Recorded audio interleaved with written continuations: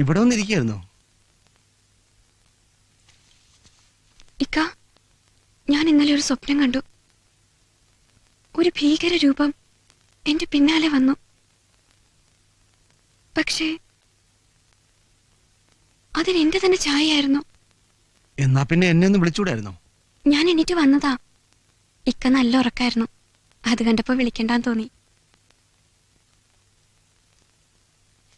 എന്തായാലും ഒരു ഡോക്ടറെ കാണണം. പിന്നെ തീയതി അടുത്ത് വരികയല്ലേ. ഇവിടുന്ന് എങ്ങനെ പുറത്തിറങ്ങും? ടൗണില് രേവതി ടീച്ചർ നടത്തുന്ന അഗതി മന്ദിരമല്ലേ, സീതയ്ക്ക് അവിടെ താമസിക്കാം. ടീച്ചറെ കുറിച്ച് ഞാനും കേട്ടിട്ടുണ്ട്. നാളെ തന്നെ ടൗണിൽ പോയി ഞാൻ ടീച്ചറെ കാണാം. എന്താ?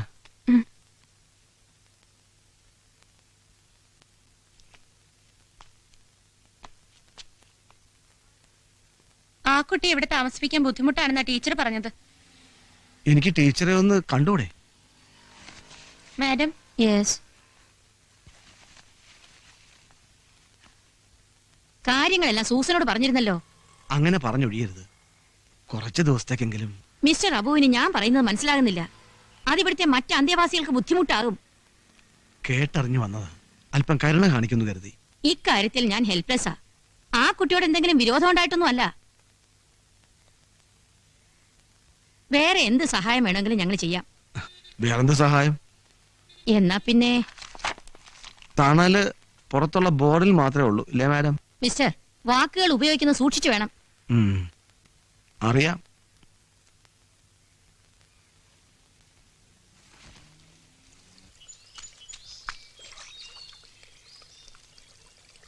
എടാ, ലോകിദാസ് വന്നിട്ടുണ്ട്. ആരെ? സിനിമാ സംവിധായകനെ. ഷൂട്ടിങ്ങിനാ? ഏയ്, നമ്മുടെ സീതയുടെ വീട് അന്വേഷിച്ച് വന്നതാ. ഞാൻ കാട്ടിക്കൊടുത്തിട്ടുണ്ട്. ആ, എന്താ സീതയേറ്റേക്ക്? അവളുടെ കഥ സിനിമാക്കാനായിരിക്കും. ഏയ്, അയാളുടെ കൂട്ടുകാരനായിരുന്നു ചത്തുപോയ ഉണ്ണി. അവൾക്ക് എയ്ഡ്സാന്ന് പറഞ്ഞില്ലേ അയാളോട്? എന്ത് പറഞ്ഞാണ് നിന്നെ ആശ്വസിപ്പിക്കേണ്ടതെന്ന് എനിക്കറിയില്ല. ഉണ്ണി ഒരു ഫ്രണ്ട് മാത്രമായിരുന്നില്ല, എനിക്ക് അനുജനെ പോലായിരുന്നു. അവൻ ആത്മഹത്യ ചെയ്തെന്ന് ഇല്ല, ഞാൻ വിശ്വസിക്കില്ല. ഞാനും വിശ്വസിക്കുന്നില്ല. എന്നെയും എന്റെ വയറ്റി വളർന്ന കുഞ്ഞിനെയും മറന്ന് ഉണ്ണി അത് ചെയ്യില്ല. പിന്നെ എന്താണ് സംഭവിച്ചത്? എനിക്കറിയില്ല. സീത, നോക്കൂ, ഞാനൊരു കാര്യം പറഞ്ഞാൽ കുട്ടി അനുസരിക്കൂ. നമ്മൾ എത്ര കരഞ്ഞാലും നഷ്ടമായതൊന്നും തിരിച്ചിട്ടില്ല. സഹിക്കണം.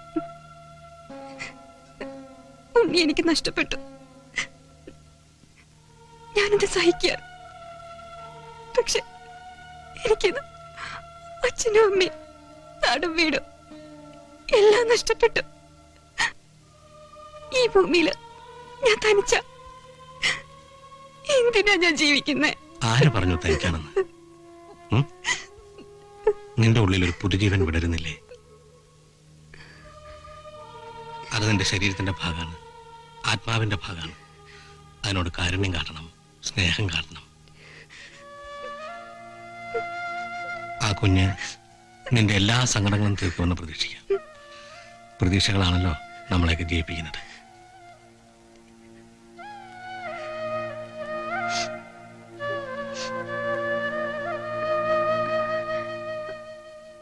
ഇവിടെ വരെ വന്നിട്ട് ഒരു കാപ്പി പോലും തരാൻ ഞാൻ മറന്നു.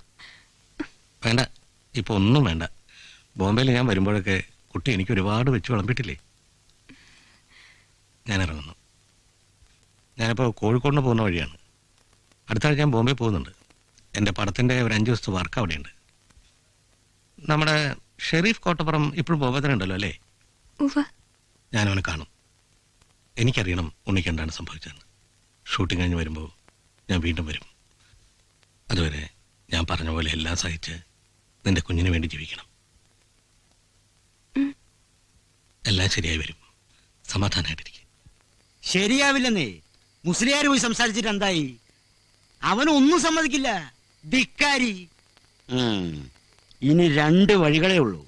ഒന്നുകിൽ 2നെ ഇവിടുന്ന് തല്ലി ഓടിക്കുക, അല്ലെങ്കിൽ 2നെ തല്ലി കൊന്ന് പുഴയിലെറിയുക. തല്ലോടിച്ചാലൊന്നും അബു പോവൂല. അവനൊരു കാര്യം മനസ്സിലുറച്ചാൽ അതുറച്ചതാ. അതാ ഞാൻ പറഞ്ഞത്. വെട്ടാൻ വരുന്ന പോത്തിന്റെ ചെവി വേദമോതിയിട്ട് കാര്യമില്ല. നിങ്ങളൊന്ന് സമ്മതിച്ചാ മതി, ബാക്കി കാര്യം ഞങ്ങളേറ്റു.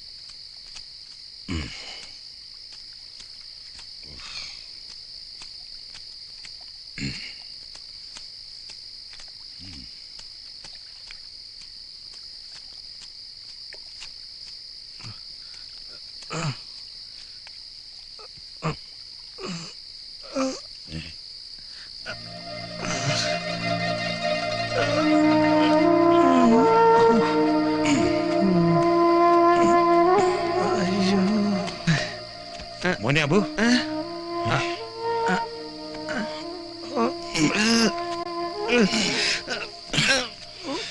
എന്ത് പറ്റടാ?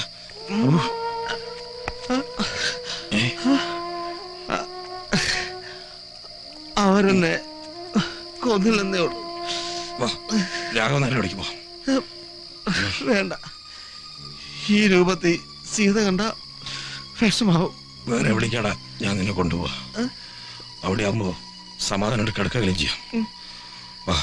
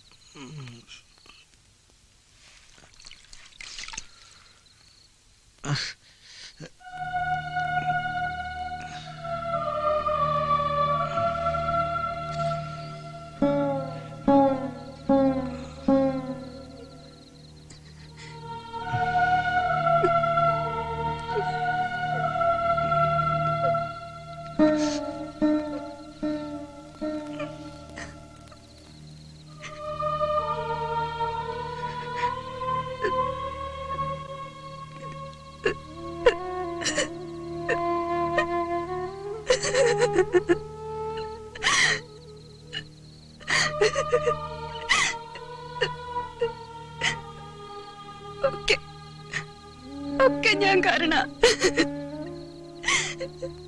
സീത തോൽക്കരുത്.